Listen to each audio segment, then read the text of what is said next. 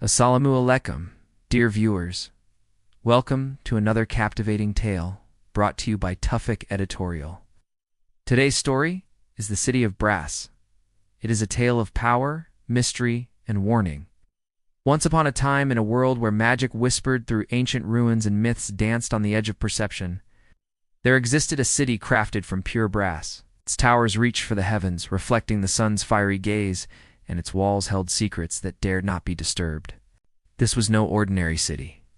This was the City of Brass, a place where time stood still and the boundaries between reality and legend blurred.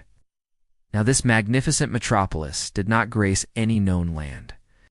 It lay concealed somewhere in the heart of an endless desert, veiled from the eyes of common men, and shrouded in an enigma that spanned centuries. Legends spoke of its existence, painting vivid images of a civilization untouched by the passage of time.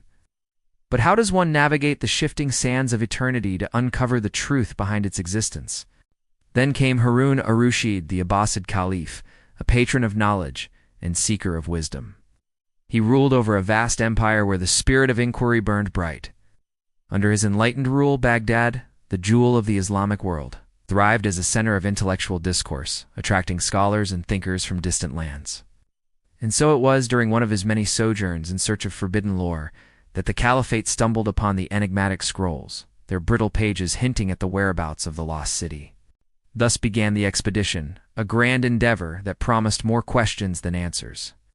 Harun assembled a company of brave souls, poets and philosophers, warriors and sages, each driven by an insatiable thirst for the unknown. Leading this audacious quest was his son Al-Amin, a young man of valor and conviction. Together they embarked on a perilous journey through uncharted territories, guided by the cryptic clues left behind by bygone eras. Their path led them far beyond the familiar realms, deep into the heart of the unforgiving Sahara, where scorching winds and relentless sun tested their resolve. As days turned into weeks, the terrain shifted from rolling dunes to towering rock formations, each landmark whispering tales of the ancients. But amidst the grandeur of the desert, danger lurked around every bend. Bands of nomadic raiders coveted their supplies, and the unforgiving terrain often seemed determined to thwart their progress. Yet the expedition pressed on, fueled by the promise of discovery and the unwavering determination of its leader. At the edge of endurance, when hope seemed like a flickering candle in the face of adversity, the desert unveiled its most breathtaking spectacle, the lost City of Brass, shimmering before their awestruck gaze. Time seemed to stand still as they beheld the majestic sight.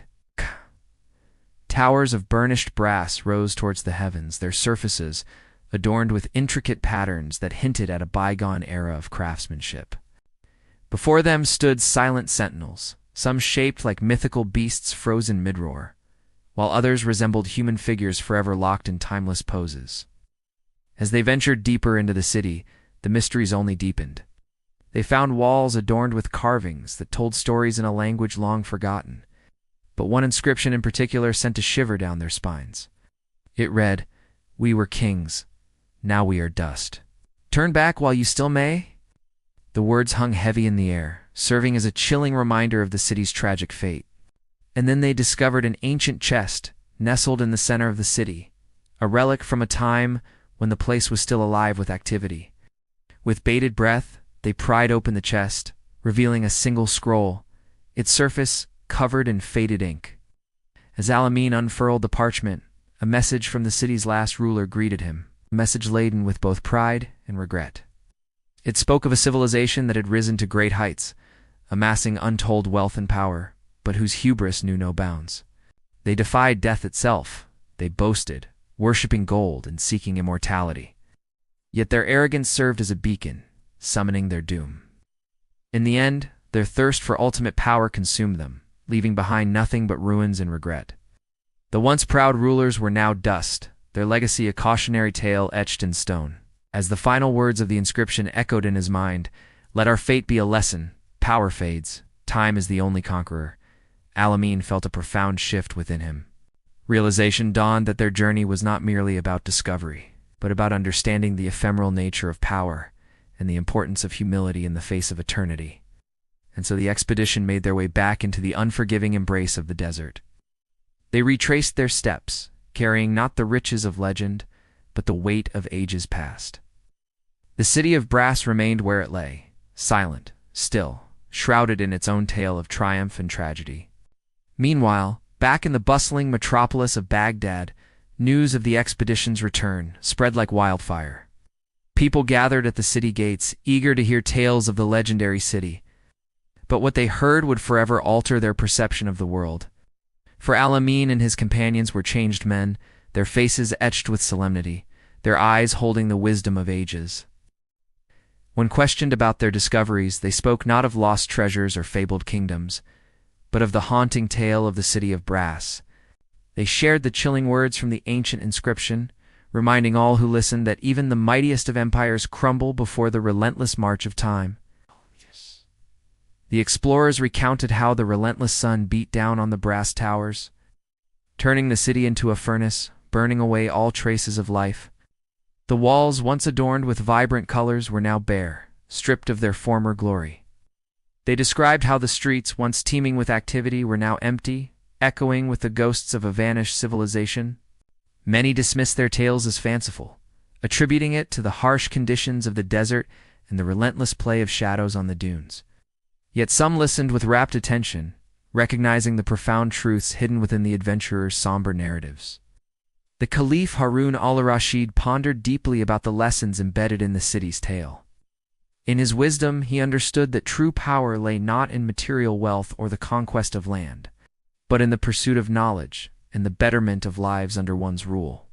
He realized that the hubris of the city's rulers was not just a historical footnote, but a mirror reflecting the dangers of unchecked ambition. The expedition's return marked a turning point in Baghdad's history. While the allure of the lost city lingered in the collective consciousness, its true essence lay in the lessons it offered. The warnings echoed through the bustling marketplace, carried on the wind that swept across the palace courtyards. Over time, the tale of the city of brass became a part of Baghdad's folklore, serving as a guiding light for generations to come. It was a reminder of the impermanence of earthly glory and the importance of living with humility and purpose. And so the story of the city of brass continues to echo through the corridors of time, a testament to the enduring human fascination with the unknown and the profound impact of one sun's fateful journey into the heart of an endless desert. If you enjoyed this mystical adventure, don't forget to hit the like button, share it with your friends, and consider subscribing for more captivating tales.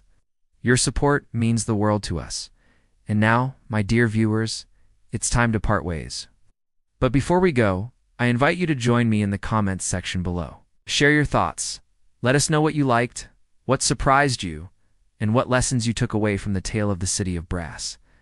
That's all for today. Remember, the magic of storytelling keeps our cultural heritage alive. So keep listening, keep sharing, and keep discovering new stories and the wisdom they hold. Until next time, stay curious, stay engaged, and above all, stay blessed.